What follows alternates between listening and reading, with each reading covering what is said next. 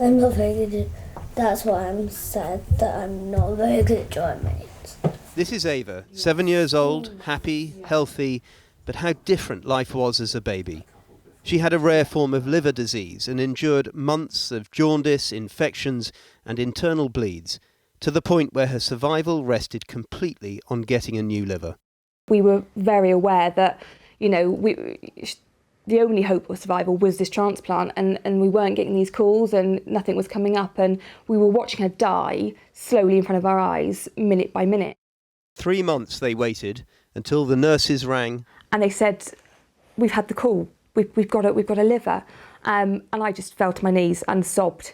Overall, the biggest emotion was probably gratitude, to think that somebody out there had made this decision and they were going to save my baby's life. Have a nice day. Good stuff. Ava's first transplant would be unsuccessful, leaving her clinging to life. It was a second liver, donated days later, which ultimately saved her. Ava, what do you know about what happened to you? I had my first liver transplant on a Friday. Mm-hmm. On the Friday. Then I had it on a Sunday. Mm-hmm. On a Sunday. Yeah. So I had 3 months in surgery. Why did you have to have a liver transplant? Because it was the only chance I could live. Yeah. A few miles away from Ava's home in Cardiff, we're invited into the University Hospital of Wales, where we witness firsthand a 16-year-old boy receiving a new kidney. Like Ava, he's one of the fortunate ones, because the demand for replacement organs in the UK still heavily outstrips supply.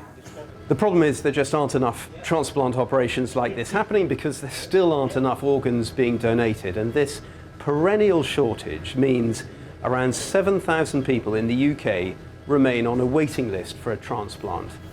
And, says the NHS, around 1,000 a year die while waiting for an organ.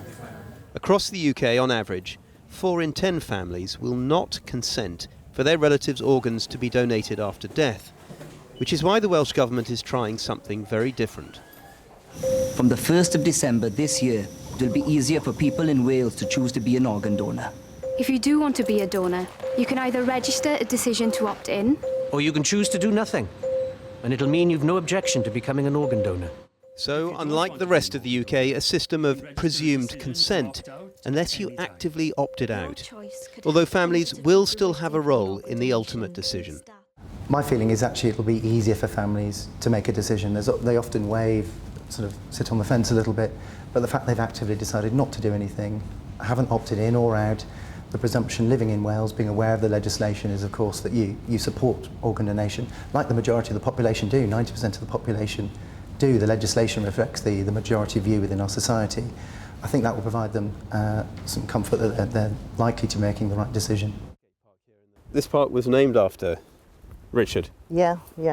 A decision faced by Gaynor Taylor and her late husband when their 23-year-old son Richard, a professional inline skater, died after careering into a concrete lamppost. Unaware of his wishes, they agreed to donate his organs.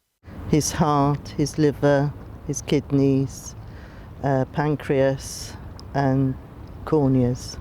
Gaynor later discovered her son had in fact been registered as a donor, but would have welcomed much greater clarity at the time, something she says the new presumed consent system will bring. With this new law, you won't have the doubt now of, am I carrying out their wishes? It'll be there for everybody to see. The Welsh Government says this change could see a 25% increase in organ donors. Not everyone's convinced, though. England rejected a similar move 7 years ago after a task force looked at the impact of other countries' opt-out systems. Many here would concede there are no guarantees this will work, but point out there are numerous compelling reasons to try. Ava, what do you know about the person who gave you a new liver? He was very kind to give me a new liver to survive. And did you write a letter? Or Yes. what did you say in that letter? Thank you for my new liver.